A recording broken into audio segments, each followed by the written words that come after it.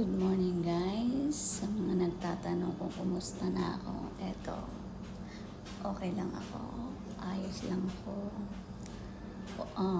Sa work naman is kaya naman ang work, kaya ang work. Iba nga from Abu Dhabi to Lebanon, yan, nag-transition ako papuntang Lebanon. And then now, in my 2 weeks here, kaya ang trabaho. Kasi kaya ko naman, wala nang problema. Pero yung, alam niyo yung pagkain, hindi naman ako nag-i-issue sa pagkain eh. Baga, nasi-share ko lang naman kung ano yung situation ko sa mga post ko, di ba po?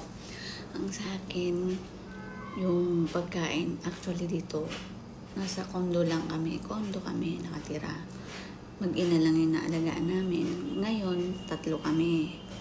Tapos, 3 kami dito, 2 African. Tapos, kasi isa papalitan ko kaya magiging 2 kami. In terms of food, bawal magisa, bawang sibuyas, mantika, bawal magprito. Basta yung maamoy na pagkain, ayaw niya. So, like last time, nagluto kami ng pasta.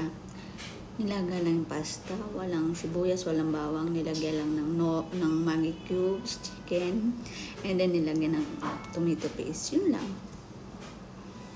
Baga, kaya sinasabi ko sa mga post ko, parang hindi normal na pagkain.